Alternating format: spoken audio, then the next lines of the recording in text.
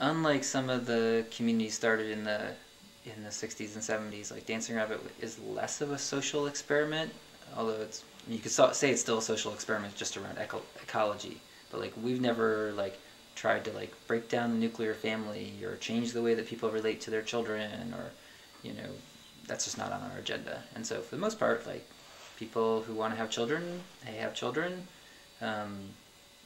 People who don't.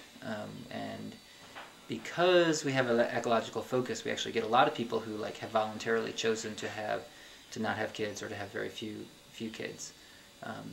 That said, we now have a number of families in the village with multiple kids, and we now have I think 11 children in the community and a 12th on the way.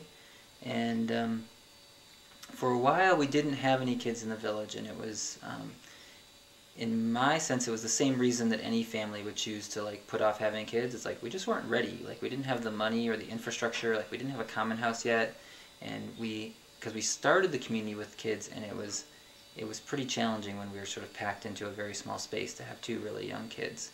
And so when that family left, we actually took a time where we said, we're not ready for kids. Let's wait until we have more resources. Once we opened the doors to kids, they actually came fairly quick. And we actually have, as a community, talked about like what's a good balance of adult to children, and come up with sort of a preferred range of like 3 adults to 1 child, 4 adults to 1 child. If we start getting more children than that, it does have a big impact on the whole community. Although a lot of that depends on how much infrastructure each family has. If they have a more spacious house, then their kids have space there to play in. If they have a very small house, or if they're camping or they're living in a teepee or something like that, they're going to spend more of their time in the common house. Depends on the personality of the kids, their age, if they're going to school or not. I mean, all of these different factors. And so we're still feeling out exactly what our relationship as a whole community is to managing the demographics in that way. That said, we never like limit, like if someone's like, I'm going to have a baby, we're not going to tell them no. It's more about like how many new people joining as families already, and like how much we take people into our visitor program who have kids.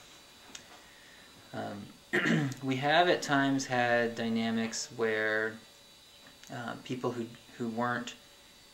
didn't have a primary partner, weren't in a relationship, struggled because we're out here in the middle of rural America. There's not a lot of people, peers outside of our community to relate to, and if everyone is involved in a romantic relationship but 1 or 2 people, and they spend their evenings or their free time with their partners, then those single people can feel relatively isolated. We've also seen a cultural shift where people or families are going to have different sort of social and socialization needs than people who don't have kids. We try to break down some of that dynamic, and we try not to have it be so partner-based, so nuclear family-based, and there are a lot of like social opportunities that cross those boundaries, and there's a lot of friendships, and I mean in some ways it's fairly different than sort of living in the wider culture where you have just your partner that you live with, and you see them most of the time. Like you really do get a lot of people coming in and out of your day-to-day life in a lot of different ways, and we're supportive of all different kinds of relationships. We've had a number of people who have lived here who are queer or polyamorous, and we're open to those different things, but it's not anything that there's no agenda around that. It's more a matter like, if that's your business, that's great. In the same way we let people have a diversity of spiritual beliefs, a diversity of economic systems. We don't try and dictate what people can or can't do, as long as it's between consenting adults. And that said, I mean, in a rural area, we do have to be conscious of, and people choose to be conscious of the wider community and how supported they'll feel in their relationships or in their public presentation when they go to town and things like that. And that can be anything from like how many facial piercings you have to how often you swear in front of the Mennonite neighbors, to whether you want to hold your, gay lover's hand in public. And I actually think our neighbors are remarkably tolerant. I think if you started pushing an agenda, they might react, but I think they're willing to sort of live and let live, and they may have their, they might talk behind our backs or something like that, but I think that they're all pretty friendly and pretty supportive of what we're doing, and so I think as long as we're respectful of them and letting them live and let live, then I think that that we get pretty good dynamics there, and we actually have really good relationships with the surrounding community. For me, community has always been both a means and an end in itself.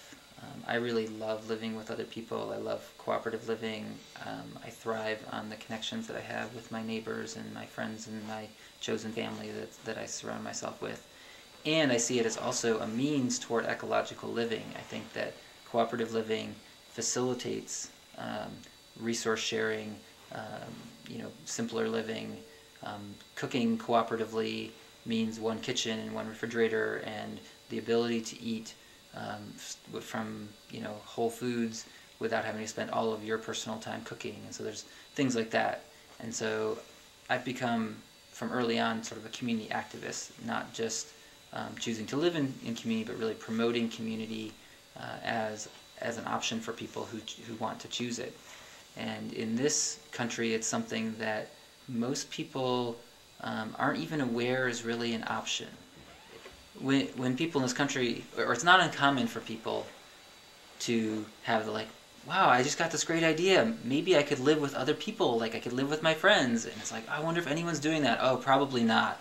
And it's like they have to discover community and invent it, even though it's already out there. And it's because it's just not, it hasn't reached some cultural level where it's just a common knowledge that everyone, is tapped into, that it's an option. And so there's people who I think would want it, and they just don't even realize that it's an option for them, because I think a lot of people want more connection in their life, more connection with their neighbors, more intimacy, or more social dynamics, or just better quality interactions with those people that they live and work with. And so it's something that I feel like, I've been wanting to promote, to make that available to people. And one of the main ways I've been doing that, besides just living at Dancing Rabbit, is I've been participating with a nonprofit called the Fellowship for Intentional Community for the last 13 years, both as a board member and working on projects like the Communities Directory, as well as the Intentional Communities website and the online directory. And those tools have made community really available to a lot more people, or at least known to a lot more people. Before the Communities Directory existed, starting in 1990, it was very hard to get information about communities. Maybe you'd see an ad in the back of some magazine, and that would turn you on to it. But now you can, especially with the internet, now you get the idea, and you're like, oh, cooperative living, and you type that into Google, and we come up, and and suddenly you can find there's thousands of these opportunities around the country. You can read about it. There's books that you can find, and there's all these resources that can help you, create more community where you are, find an intentional community to join, just learn about cooperative living. And so it's still not something that people still have to sometimes get that hook into it to really find out about it, but it's becoming much easier once they get that to find what's really out there. And to me, that's really the main thing, is just making it accessible to people, making sure that they realize that it is an option, that there are more options than just what the mainstream offers in its general way. And maybe those options aren't exactly what they want, but just I think there's something powerful in knowing it's like, oh, I could live a different way. Even if you still then choose to live the way that you're doing right now, then it's an active choice and not I'm stuck in it.